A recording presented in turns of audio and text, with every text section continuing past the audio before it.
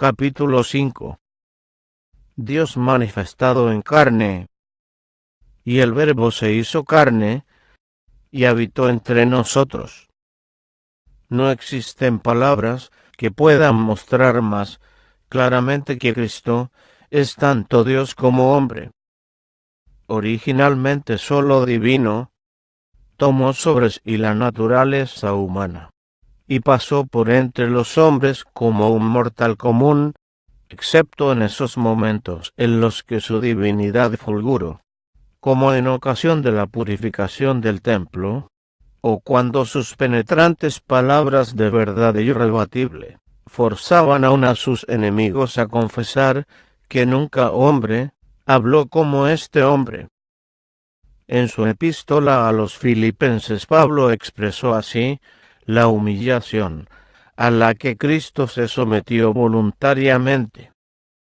Allá en vosotros heríamos sentir que hubo en Cristo Jesús, quien, aunque era de condición divina, no quiso aferrarse a su igualdad con Dios, sino que se despojó de sí mismo, tomó la condición de siervo, y se hizo semejante a los hombres, y al tomar la condición de hombre, se humilló a sí mismo, y se hizo obediente hasta la muerte, y muerte de cruz.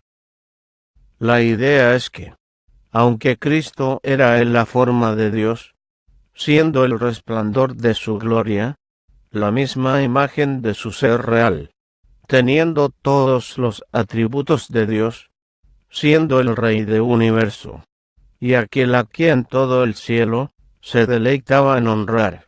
Él no pensó que ninguna de estas cosas fuesen deseables, mientras los hombres estaban perdidos y sin fuerza.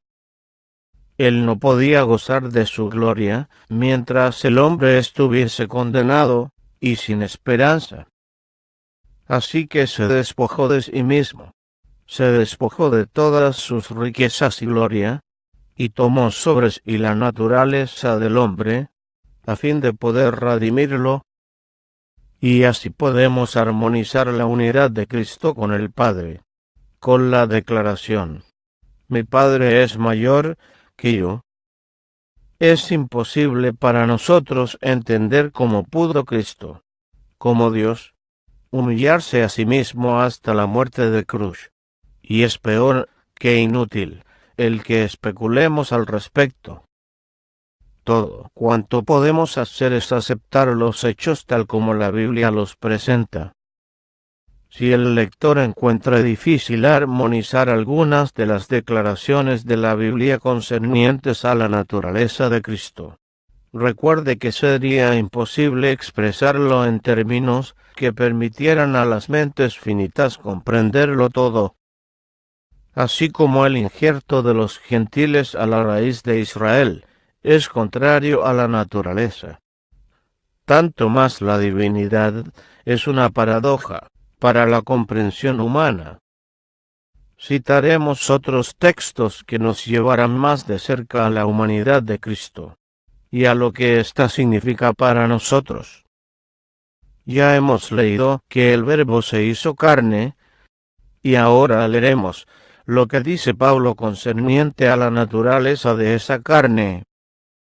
Porque lo que era imposible a la ley, por cuanto era débil por la carne, Dios, al enviar a su propio Hijo en semejanza de carne de pecado, y como sacrificio por el pecado, condenó al pecado en la carne, para que la justicia que quiere la ley se cumpla en nosotros, que no andamos conforme a la carne, sino conforme al Espíritu.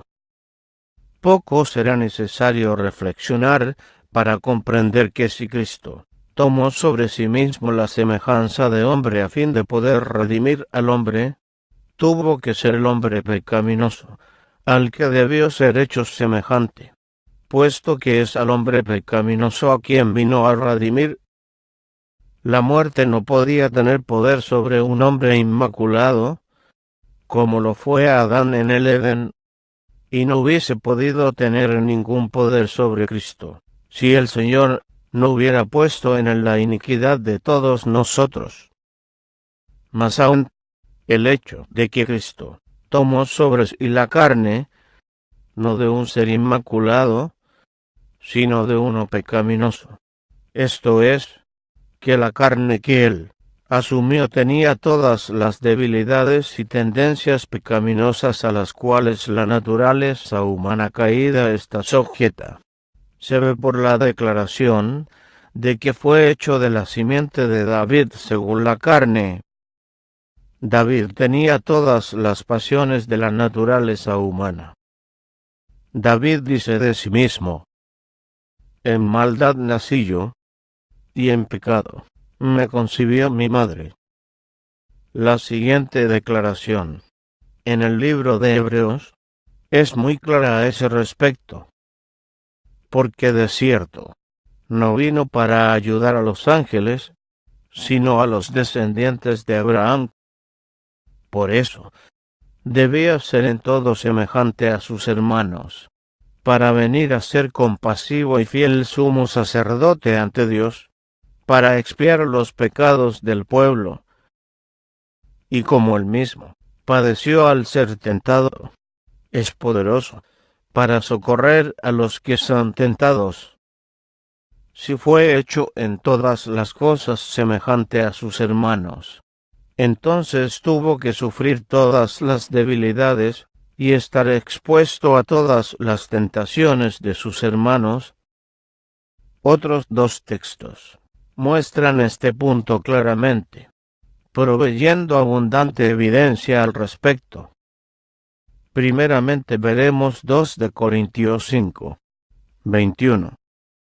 Al que no tenía pecado Jesús, Dios lo hizo pecado por nosotros, para que nosotros seamos hechos justicia de Dios en él. Eso es aún más categórico que declarar que fue hecho en semejanza de carne de pecado. Fue hecho pecado. Nos encontramos ante el mismo misterio que el de la muerte del Hijo de Dios, el Cordero Inmaculado de Dios, que no tenía pecado. Fue hecho pecado. Sin pecado, sin embargo, no solamente contado como pecador, sino en realidad, tomando sobre sí la naturaleza pecaminosa. Él fue hecho pecado, para que nosotros seamos hechos justicia. Así, Pablo dice a los Gálatas que Dios envió a su Hijo, nacido de mujer, nacido bajo la ley, para redimir a los que estaban bajo la ley, a fin de que recibiésemos la adopción de hijos. Y como él mismo padeció al ser tentado, es poderoso para socorrer a los que son tentados. Porque no tenemos un sumo sacerdote incapaz de simpatizar con nuestras debilidades, sino al contrario, fue tentado en todo según nuestra semejanza, pero sin pecado. Acerquémonos, pues, con segura confianza al trono de la gracia, para alcanzar misericordia y hallar gracia para el oportuno socorro. Un punto más, y podremos aprender la lección completa en relación con el hecho de que el Verbo se hizo carne y habitó entre nosotros. ¿Cómo es que Cristo pudo estar rodeado de flaqueza y sin embargo no cometer pecado?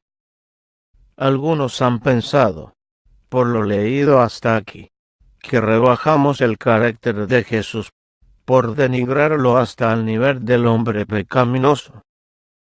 Al contrario, estamos precisamente exaltando el poder divino de nuestro bendito Salvador, quien descendió voluntariamente al nivel del hombre pecaminoso, para que pudiera exaltar al hombre a su propia pureza inmaculada, la cual retuvo bajo las circunstancias más adversas. Su humanidad solamente veló su naturaleza divina, por la cual estaba conectado inseparablemente con el Dios invisible, y que fue más que capaz de resistir exitosamente la debilidad de la carne. Hubo en toda su vida una lucha. La carne, afectada por el enemigo de toda justicia, tendía a pecar. Sin embargo, su naturaleza divina nunca albergó, ni por un momento, un mal deseo, ni vaciló jamás su poder divino, habiendo sufrido en la carne todo lo que la humanidad pueda jamás sufrir. Regresó al trono del Padre tan inmaculado como cuando dejó las cortes de gloria, cuando descendió a la tumba bajo el poder de la muerte. No pudo ser retenido por ella, porque no tenía pecado. Pero alguien dirá: no encuentro consuelo en eso. Dispongo ciertamente de un ejemplo, pero no puedo seguirlo, ya que carezco del poder que Cristo tuvo. Él fue Dios aún mientras estaba aquí en la tierra. Yo no soy más que un hombre.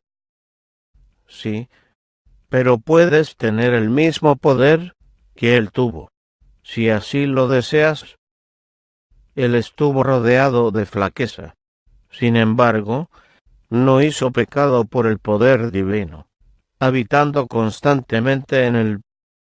Ahora escucha las inspiradas palabras del apóstol Pablo, y ve lo que es tu privilegio obtener.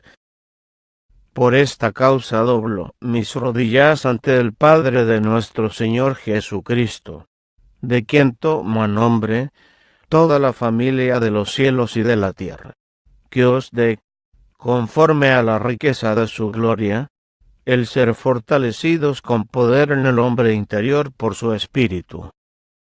Que habite Cristo por la fe en vuestro corazón, para que, arraigados y fundados en amor, podáis comprender bien con todos los santos la anchura y la longitud, la profundidad y la altura del amor de Cristo, y conocer ese amor que supera a todo conocimiento, para que seáis llenos de toda la plenitud de Dios.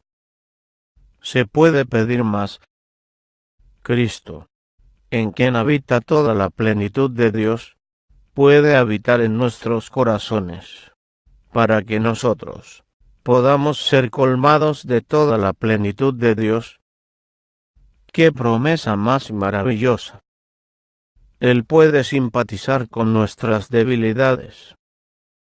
Habiendo sufrido todo lo que le da la carne pecaminosa, lo conoce todo, y tan de cerca se identifica con sus hijos, que cualquier cosa que pese sobre ellos recae igualmente sobre él, y él sabe cuánto poder divino es necesario para resistirlo. Y si anhelamos sinceramente negar la impiedad y los deseos mundanos, Él es poderoso, y está deseoso por darnos la fortaleza para hacer infinitamente más que todo cuanto pedimos o entendemos. Todo el poder que Cristo tenía habitando en él por naturaleza, podemos tenerlo habitando en nosotros por gracia, ya que nos la otorga sin precio y sin medida. Por lo tanto, cobre ánimo toda alma cansada, débil y oprimida por el pecado. Acérquese con segura confianza al trono de la gracia, donde puede estar seguro de encontrar gracia auxiliadora para la hora de la necesidad, porque esa necesidad es sentida por nuestro Salvador en esa misma hora. Le conmueve el sentimiento de nuestra flaqueza. Si fuera simplemente que Cristo sufrió 1800 años atrás, podríamos temer que haya olvidado algo relativo a la flaqueza. Pero no. La misma tentación que te oprime a ti le conmueve a él. Sus heridas están siempre frescas, y viven siempre para interceder por ti. Qué maravillosas posibilidades hay para el cristiano. qué alturas de santidad puede obtener. No importa cuánto pueda guerrear contra el Satanás, asaltándolo donde la carne es más débil, siempre puede habitar bajo la sombra del Omnipotente y ser lleno con la plenitud del poder de Dios. El que es más fuerte que Satanás puede vivir en su corazón ininterrumpidamente, y por lo tanto, observando los asaltos de Satanás como desde una gran fortaleza, puede decir: todo lo puedo en Cristo, que me fortalece.